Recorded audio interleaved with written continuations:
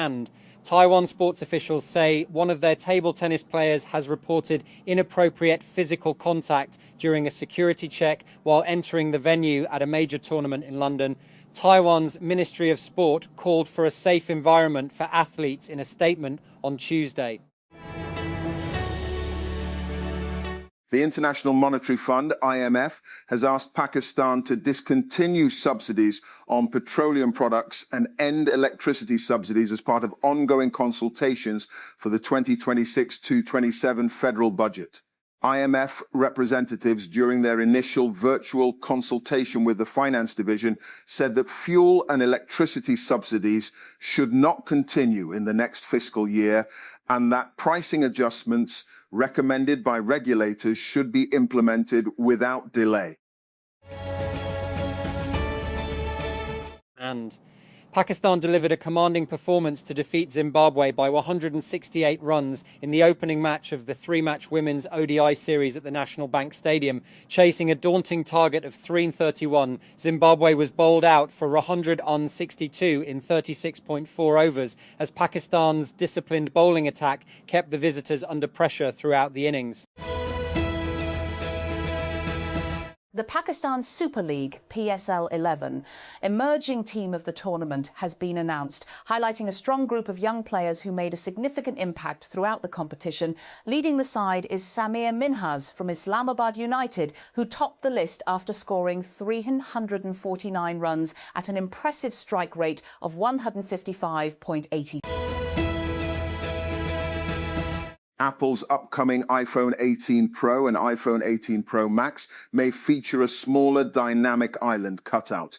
According to a new leak, a tipster on X claims to have received CAD files for the devices, possibly originating from a case manufacturer.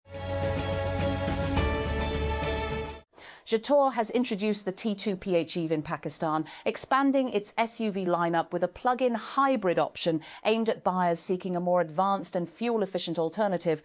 The launch follows the earlier display of the Jator T1 and T2 petrol variants in the country, with the new T2 PHEV positioned as a more technology-focused model within the brand's offerings. In the frozen burial chambers of Mongolia's Altai Mountains, felt has survived longer than memory. Preserved in ice for over 2,000 years, the Pazyryk burials revealed wool hangings, animal forms and garments of striking detail. These objects show that felting was not only a practical craft, but also part of ritual and status. It carried meaning, skill and care. In Chitral, wool felting was practiced for generations, though it was not originally native to the region. It came from a wider nomadic Central Asian tradition, carried through movement and exchange, and gradually became part of local craft practices, closely tied to pastoral life, where herding animals and working with wool were part of everyday living. Felting was often a communal activity, used in making rugs, garments, and household items shaped by the needs of the landscape and climate. How does Pakistan stack up against its South Asian neighbors on renewable energy adoption? Globally, renewable energy adoption has accelerated over the past decade, with SA players such as India and Bangladesh leading the charge. And an unprecedented crisis is unfolding for 20,000 seafarers stranded in the Persian Gulf. A UN body has warned as the Strait of Hormuz closure leaves crews trapped on ships with no clear way out. As the stalemate in the Gulf drags on, maritime workers, many from poor developing countries, are finding themselves stranded at sea, caught between commercial pressure from ship owners, security threats from drones and sea mines, and limited legal protections. Some human-to-human transmission may have occurred on board the cruise ship hit by a hantavirus outbreak that has left 3 people dead and several others ill, the World Health Organization, Tuesday said Tuesday. We do know that some of the cases had very close contact with each other, and certainly human-to-human transmission can't be ruled out, so as a precaution, this is what we are assuming. Dr. Maria van Kerkhove, WHO's Director for Epidemic and Pandemic Preparedness and Prevention, told reporters. At least 5 people have been killed in Russian airstrikes on Ukrainian state-run gas facilities in the Poltava and Kharkiv regions, officials said, a day after Kyiv and Moscow announced unilateral ceasefires to take effect later this week. 3 employees and 2 rescue workers were killed, and 37 people were wounded in the overnight missile and drone barrage. Serhiy Koretsky, the CEO of Ukraine's state energy company Naftogaz, said on Tuesday. The United States Secret Service said it returned fire at a gunman near the White House, wounding him and briefly triggering a lockdown. An investigation has been launched by the Washington, D.C. Metropolitan Police Department following the shooting, which took place on Monday. The incident comes after an alleged assassination attempt on United States President Donald Trump at the White House Correspondents' Dinner last month.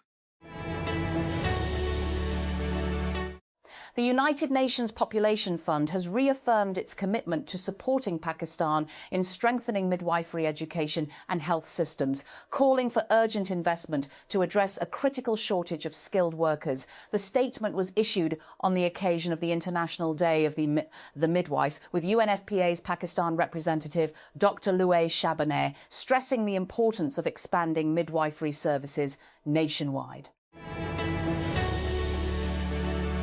And Activision has confirmed that the next Call of Duty title will not be released on last-generation consoles. The update was shared through the official Call of Duty X account in response to rumors circulating online. The statement specifically confirmed that the upcoming game is not being developed for the PlayStation 4. While only the PS4 was mentioned, it is expected that the Xbox One will also be excluded.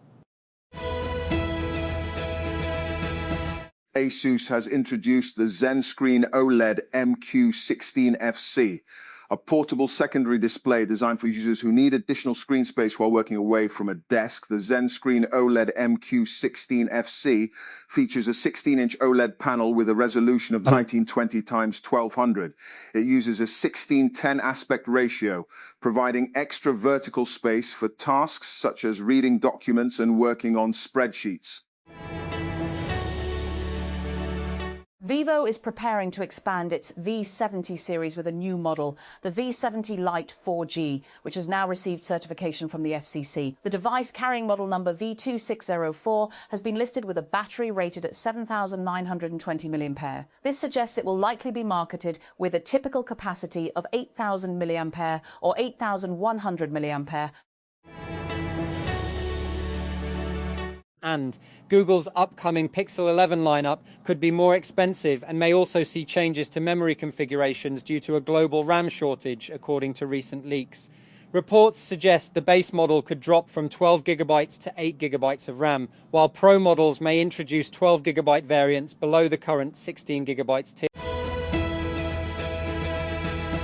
Voters in the U.S. state of Ohio are set to go to the polls in the state's primaries, where they will pick candidates for several key positions in the upcoming midterm elections in November. The outcomes of several races in the Midwestern state could have important implications for the crucial midterms, widely seen as a referendum on United States President Donald Trump's second term, and as a vote that will decide which party controls Congress for the remainder of his time in office. Afghanistan's Taliban-led government has accused neighbouring Pakistan of killing 3 civilians in a cross-border attack, which Kabul has condemned as a war crime.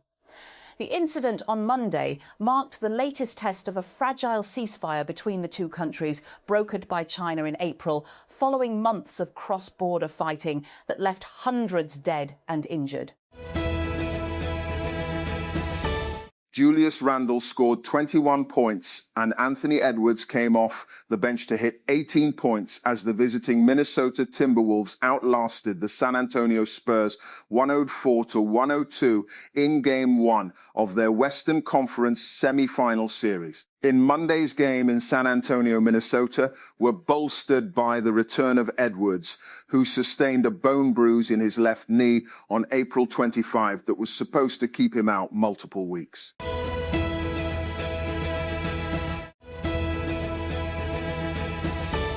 Lenovo has introduced a new OLED gaming monitor through its Liku sub-brand, expanding its presence in the growing high-end display market.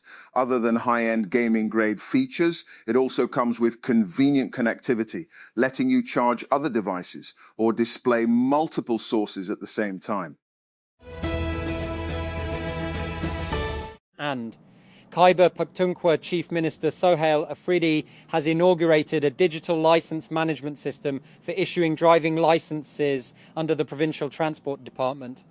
Airing the launch ceremony, the Chief Minister said the system introduces a fully digitised process for licence issuance aimed at improving public facilitation while ensuring transparency and merit. And 2 cases of the deadly hantavirus have been confirmed, and 5 more are suspected among people who were on a luxury cruise ship now held in the Atlantic near Cape Verde, the World Health Organization said in its most detailed update on the outbreak.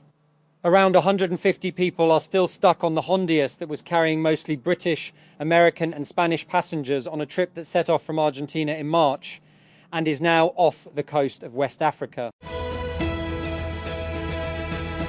Vietnamese President Thalam is expected to discuss expanding defence ties with India during a visit to New Delhi this week, including the potential purchase of BrahMos missiles jointly developed with Russia, 2 sources said. India, which has been building up domestic defence manufacturing for local use and exports, has already sold the supersonic cruise missiles to the Philippines and signed a contract with Indonesia in March. Mercury has risen sharply in Karachi recently, with the city recording its hottest day in 8 years on Monday. The heat has killed at least 10 people, and having to endure a perfect storm of extreme temperatures, lengthy power cuts and a water supply shortage. During such difficult times, we wanted to give our readers a guide on how to get through the city's summer and the many challenges it brings with it. Film star turned politician C. Joseph Vijay is on the cusp of history in Tamil Nadu state. On Monday, his political party Tamilaga Vetri Kazhagam (TVK) defied all naysayers to almost sweep the state election, marking a break in the established political order. 3 people have died, including 2 volunteer rescuers, after a yacht sank and a rescue boat rolled in choppy conditions off Australia's New South Wales NSW coast. Emergency services were called at 18:15 local time on Monday after a member of the public reported a yacht in trouble off the breakwall in South Ballina, a popular coastal destination close to the NSW and Queensland border. A blast at a fireworks factory in China's Hunan province has killed 26 people and left 61 wounded, according to state media. Rescue operations have wrapped up at the Huasheng fireworks plant in the southern city of Liuyang after an explosion on Monday afternoon forced authorities to evacuate everyone within a 3 kilometres, 1.9 mile radius of the plant. A coal mine explosion in Colombia's Cundinamarca province killed 9 workers and injured 6, the National Mining Agency said, weeks after issuing risk control recommendations for the site. The blast on Monday at a legally operated mine in the Sutatausa municipality, 72 kilometers, 45 miles north of the capital Bogota, was caused by a buildup of gases, the agency said.